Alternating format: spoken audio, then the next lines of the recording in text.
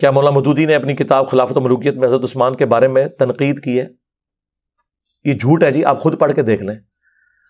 میرے پاس ایک بھائی آئے، مجھے تو خیر بعد میں پتا چلا ان کا تعلق داعش کے ساتھ تھا. تو عرب ملکوں سے یہاں آئے، وہ عرب میں ہی پیدا ہوئے تھے، اردو بھی ان کو اچھی آتی تھی کیونکہ ان کے ماں باپ پاکستانی تھے. تو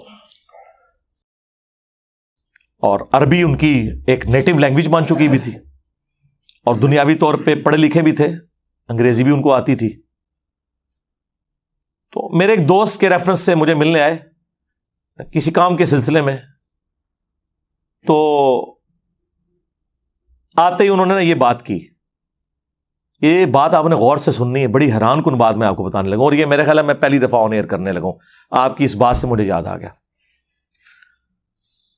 تو مجھے کہنے لگے کہ خلافت و ملوکیت میں مولانا مودودی رحمہ اللہ نے سیدنا عثمان غنی رضی اللہ تعالیٰ عنہ کی توہین کی ہے. میں نے کہا نہیں، میرے پاس یہ خلافت و ملوکیت پڑھی ہوئی ہے، تو تم اسے پڑھو. میں صبح آفس چلا گیا، تو شام کو بلکہ رات کو کافی لیٹ واپس آیا. انہوں نے ایک دن میں اس کا میجورٹی پورشن پڑھ لیا تھا. وہ اصل میں جو اس کا چیپٹر ہے جو چبھتا ہے سب کو، خلافت راشدہ سے ملوکیت کا سفر جو ہے. تو جب میں واپس آیا نا، تو وہ صبح جو میرے ساتھ بحث کر رہے تھے نا، مجھے کہنے لگے یار مودودی صاحب نے تو جس طریقے سے یہ مقدمہ پیش کیا ہے، اس سے تو سافٹ انداز حق بات کا ہو ہی نہیں سکتا. ایون حضرت معاویہ ابن ابی سفیان رضی اللہ تعالیٰ عنہما کے بارے میں بھی انہوں نے اتنی سافٹ لینگویج یوز کی ہے، اگرچہ انہوں نے غلطیاں ہائی لائٹ کی ہیں، کہ اس سے سافٹ لینگویج ہو ہی نہیں سکتی. یہ جتنے لوگ ہیں نا، بس وہ جس نے میرے بارے میں کہہ دیا قادیانی ہے، حالانکہ جو قادیانیوں کے خلاف مہم چلا رہے ہیں ہم نے تو ان کی منجی ٹھوک دی ہے کہ تمہارے ابے بھی چشتی رسول اللہ اشرفی رسول اللہ پڑھا کے گئے ہیں، تو غلام احمد قادیانی دجال تو شاہی کوئی نہیں ہے. ہم تو ختم نبوت کے اوپر کام کر رہے ہیں. اچھا، وہ تو جب کوئی سنتا ہے تو پتہ چلتا ہے. تو مجھے کہنے لگا یار یہ تو مودودی صاحب نے تو بہت زبردست لکھا ہے. میں نے کہا سیدنا عثمان کے حوالے سے کہتے ہیں وہ جو کچھ انہوں نے لکھا ہے، اب تو خیر پوری تحقیق کے ساتھ خلافت و ملوکیت جو نئی چھپی ہے نا، اس میں پورے حوالے بھی نیچے لکھے ہوئے ہیں، اس میں بھی تھے، اب تو بہت تفصیل سے. باقی میرا کربلا والا ریسرچ پیپر میں تو 200 حدیث ہیں. تو مجھے کہنے لگا یار ایک مسئلہ مجھے آج سمجھ آیا ہے، جو میں بڑا حیران ہوا تھا. میں نے کہا کیا؟ وہ کہنے لگا کہ جب داعش کی فوجیں داخل ہوئیں عراق کے اندر، شام کے اندر نا، تو کئی لوگ جو ہے نا وہ حضرت علی ابن ابی طالب کے اوپر لعنت کرتے تھے انہیں خوش کرنے کے لیے. تو وہ کہتا ہے کہ ایک سفر میں بھی ساتھ تھا، تو جب انہوں نے حضرت علی پہ لعنت کی تو ہم سب لوگوں نے تو اپنے کانوں کو ہاتھ لگایا، کیونکہ سنی تو حضرت علی کی رسپیکٹ کرتے ہیں. یعنی یہ آج کے جو سنی ان کو آپ بنو امیہ تو نہ سمجھیں، بنو امیہ کی نہیں دال گلی. تو اگر ان کی دال گلی ہوتی تو بخاری مسلم میں سب و شتم کی روایتیں تو نہ لکھتے، اور بنو امیہ کا رد تو نہ کرتے امام بخاری امام مسلم حضرت علی کی شان میں حدیثیں لے کے. وہ کہنے لگا کہ ہم گاؤں میں داخل ہوتے تو وہ حضرت علی پہ لعنت کرتے، اور وہ لعنت کرنے والے کون؟ شیعہ. اور وہ کیوں کر رہے ہوتے تھے؟ تقیۃً. وہ یہ سمجھتے تھے کہ یہ بنو امیہ کے پیروکار ہیں. جس طرح بنو امیہ اپنے دور میں حضرت علی پہ لعنت کرواتی تھی تو لوگوں کو چھوڑا جاتا تھا، اور تقیۃً شیعان علی لعنت کر لیتے تھے. ظاہر ہے سارے تو حجر ابن عدی تو نہیں ہوتے نا کلمہ حق بلند کرنے والے،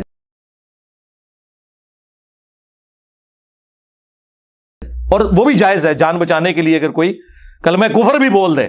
سورۃ النحل میں آیا ہے اور سورہ آل عمران میں بھی آیا ہے، تقیہ بھی کیا جا سکتا ہے، کلمہ کفر بھی بولا جا سکتا ہے اگر آپ کا دل ایمان پہ ٹھکا ہو. تو کہتے ہیں ہم بڑے حیران ہو، ہم استغفر اللہ پڑھیں کہ یار یہ کیا بکواس کر رہے ہو. تو وہ آگے سے کہتے ہیں کہ نہیں، جو بنو امیہ ہے وہ تو ہم سے ڈیمانڈ کریں گے یہ. تو کہتا ہے کہ اس وقت ہم لوگ پھر ان کو یہ کہتے تھے کہ یار یہ تو بڑا گناہ کا کام ہے، ہم نے یہ کیوں کروانا ہے، ہم تو چاروں خلفاء کو مانتے ہیں. ٹھیک ہے، اور جو ان کے امیر وہ تو خود سید ہونے کے دعوے دار ہیں، اپنے آپ کو ہاشمی کہتے ہیں.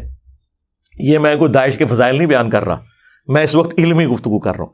مجھے تو جتنی بھی جہادی تنظیمیں ہیں، داعش ہو، القاعدہ ہو، TTP ہو، باقی ان کے ساتھ سنگین نوعیت کے اختلافات ہیں، وہ ایک معاملہ الگ سے. لیکن میں آپ کو ان پرنسپل یہ بات بتا رہا ہوں کہ وہ نوجوان پھر کہنے لگا مجھے آج یہ بات سمجھ آئی ہے، اس وقت تو ہمیں بڑی حیرانگی ہوئی تھی، لیکن جب میں نے خلافت و ملوکیت پڑھی پھر خیر میں نے اسے جب بخاری مسلم سے احادیث بتائیں، ابو داؤد سے، سنن نسائی سے، المستدرک للحاکم سے، تو کہتا مجھے اب پتہ چلا کہ اچھا یار یہ بات واقعی تھی کہ بنو امیہ کے دور میں یہ کام کروایا جاتا تھا، اور یہ ہم نے پریکٹیکلی چیک کیا ہے کہ شیعان علی نے ہمارے شر سے بچنے کے لیے حضرت علی پہ ہمارے سامنے لعنت کی، تو ہم کہتے تھے یار ان کو کیا ہو گیا، ہم نے تو انہیں کچھ بھی نہیں کہا، اور حضرت علی تو ہمارے لیے بھی رسپیکٹیبل پرسنالٹی ہیں، جو میں اکثر جو ہے وہ اہل تشیع حضرات سے بھی کہتا ہوں کہ اہل سنت کے تو ہاتھ پاؤں بندھے ہوئے ہیں، جس طرح مسلمانوں کے ہاتھ پاؤں بندھے ہوئے ہیں کہ ہم کرسچنز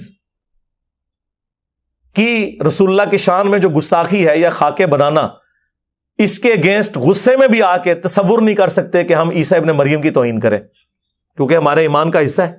ہمارے نزدیک جتنا بڑا کافر رسول اللہ کا انکاری ہے اتنا بڑا کافر ہی حضرت عیسیٰ کا انکاری ہے۔ لا نفرق بین احد من رسلی، مرتبے میں فرق اپنی جگہ، تفضیل بین الرسل وہ حق ہے، تلک الرسل فضلنا بعضهم علی بعض، لیکن تفریق بین الرسل یہ کفر ہے۔ لا نفرق بین احد من رسلی، بلکہ سورہ النساء میں تو آیا جو اللہ رسول میں یا رسولوں میں بھی آپس میں فرق کر دے وہ بھی پکا کافر ہے۔ ہمارے ہاتھ پاؤں بندھے میں، ہم عیسیٰ ابن مریم کی توہین کا سوچ بھی نہیں سکتے۔ وجیہا فی الدنیا والآخرہ ومن المقربین، ہمیں کبھی وہم بھی نہیں آتا۔ بالکل اس طریقے سے اگر اہل تشیع کی جانب سے خلفائے ثلاثہ کے اوپر کوئی لان تان کی جاتی ہے تو ہم تو تصور بھی نہیں کر سکتے کہ ان کو غصہ دلانے کے لیے مولا علی علیہ السلام کے بارے میں کوئی ایسی بات کرتے ہیں، نعوذ باللہ من ذالک، وہ تو ہم اپنے ایمان کا حصہ سمجھتے ہیں۔ خلفائے ثلاثہ کے بارے میں کوئی حدیث نہیں ہے یہ والی جو مولا علی کے بارے میں صحیح مسلم میں علی سے محبت نہیں رکھے گا مگر مؤمن، علی سے بغض نہیں رکھے گا مگر منافق۔ یہ تو اسپیسیفکلی امام علی علیہ السلام کے بارے میں، اور مسند احمد میں حدیث، مشکات کے اندر حدیث موجود، اور فضائل صحابہ احمد بن حنبل کی کتاب میں کہ اے علی تیری مثال میری امت میں عیسیٰ ابن مریم جیسی ہے۔ نصارہ ان کے بارے میں غلو کر کے برباد ہوئے، اور یہودی ان کی توہین کر کے، اور پھر مولا علی نے خود فرمایا کہ میری وجہ سے دو فرقے جہنم میں جائیں گے اور دو گمراہ ہوں گے، ایک میری محبت میں غلو کر کے، ایک میری دشمنی میں۔ اور یہ سیم روایت اصول الکافی کے اندر بھی اہل تشیع کے ہاں پائی جاتی ہے، جو مشکات میں مسند احمد کے حوالے سے ہے اور فضائل صحابہ احمد بن حنبل کی کتاب میں موجود ہے۔ اب یہ الگ بات ہے کہ سنیوں سے جب پوچھیں کہ یہ جو محبت میں غلو کرنے والے ہیں کون ہیں، وہ کہتے ہیں شیعہ، اور شیعہ سے پوچھیں کہ محبت میں تو غلو کرنے والے ان کو تو نہیں، ظاہر ہے آپ ڈائریکٹ کہیں گے تو وہ غصہ کھائیں گے، انہیں کہیں کہ آپ بتائیں دشمنی میں غلو کرنے والے کون سے ہیں، تو وہ کہیں گے سنی، یعنی سنی شیعہ کو رافضی اور شیعہ سنیوں کو ناسبی مانتے ہیں، اور کل حزب بما لدیہم فرحون۔ لیکن حقیقت یہ ہے کہ دونوں جگہ غلو موجود ہے۔ کیٹاگوریکلی نہ تو سنی ناسبی ہیں اور نہ کیٹاگوریکلی شیعہ رافضی ہیں، تو لیکن جب وہ اپلائی کرنے کی باری آتی ہے نا، پھر وہ لوگ اپلائی کرنا شروع کر دیتے ہیں۔ تو آپ اندازہ کریں کہ آج کے دور کے اندر بھی یعنی وہ مسکنسیپشن جو صدیوں سے چلتی آ رہی تھی، جو کتابوں کی حد تک تو درست تھی، لیکن وقت کے ساتھ ساتھ میں سمجھتا ہوں کہ عمر بن عبدالعزیز رحمہ اللہ جو اسلام کے پہلے مجدد ہیں، انہوں نے جس طریقے سے اس ایشو کو ہینڈل کیا، قیامت تک کے لیے اس فتنے کو دبا دیا جو بنو امیہ کے ممبروں سے لعنت ہوتی تھی 60 سال تک، اور انہوں نے سورۃ النحل کی وہ آیت خطبے میں داخل کی، ان اللہ یأمر بالعدل والاحسان۔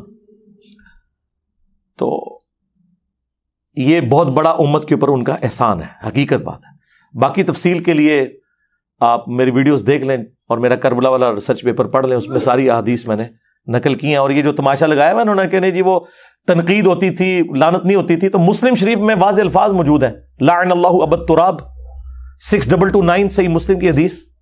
اور تقی عثمانی صاحب کہتے ہیں نہیں وہ بخاری میں ایک حدیث سب کی ہے اور سب کا مطلب تنقید ہے، حالانکہ وہی حدیث مسلم میں تھی، لیکن اس سے اوور لک کیا، یا اوور لک کیا، اگر اوور لک کیا تو بہت خطرناک ہے، یہ تو منافقت ہے، اور اگر جہالت کی وجہ سے کیا تو سرکار اب سمجھ لیں لیکن نہ یہ اپنے مفتیوں کو جاہل ماننے کے لیے تیار ہے، نہ منافق ماننے کے لیے تیار ہے۔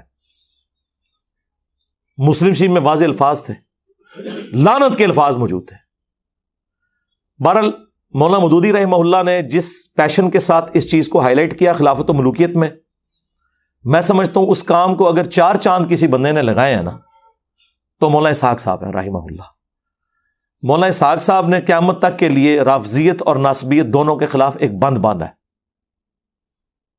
اور الحمدللہ اس مقدمے کو میں نے ایک عام فہم انداز میں حدیثوں کی نمبرنگ کے ساتھ اپنے ریسرچ پیپر واقعہ کربلا کا حقیقی پس منظر 72 صحیح الاسناد حدیث کی روشنی میں، جس میں 200 روایتیں جمع کی، 72 میں نے شہدائے کربلا کی نسبت رکھی، اس کے اندر پورا مقدمہ کلیئر کیا، جسے شوق ہو تو دیکھ سکتے ہیں۔ باغ فتح آپ کے مطابق مینیجریل ایشو تھا، لیکن اگر نبی الاسلام کے وارث نہیں ہوتے تو اس کے اوپر میں میرے بھائی پہلے بول چکا ہوں، میرا موقف یہ ہے کہ آج کی ڈیٹ میں ایشو ریزالو ہے۔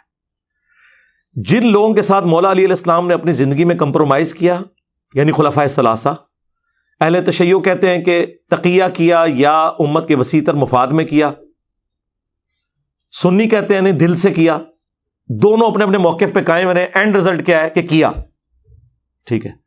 جن سے مولا علی کی دوستی ہے چاہے وہ کسی بھی وجہ سے، ہماری ان سے قیامت تک دوستی، اور جن سے آپ کی دشمنی ہے اور ان پہ قنوت نازلہ پڑی ہے، المصنف ابن ابی شیبہ میں اللہم علیک بمعاویہ و اشیاءہ و عمر بن عاص و اشیاءہ و ابا سلمی و اشیاءہ، اور مصنف ابن ابی شیبہ کے اندر موجود ہے کہ میں اللہ سے امید کرتا ہوں کہ مقتولین صفین جو میرے مخالفین ہیں ان کو بھی اللہ معاف کر دے گا، اور پھر مقدمہ میرے اور معاویہ کے درمیان اللہ کی عدالت میں طے پائے گا۔ تو مولا علی نے معاویہ بن ابی سفیان رضی اللہ تعالیٰ عنہ کے بارے میں اس مسئلے کو، چیپٹر کو کلوز نہیں کیا، وہ چیپٹر آج تک کھلا ہے اور وہ کھلا رہے گا، اسے کوئی بند نہیں کر سکتا۔ جہاں پہ چیپٹر کلوز ہے اسے کلوز رہنے دیں اور اتحاد امت پہ کام کریں۔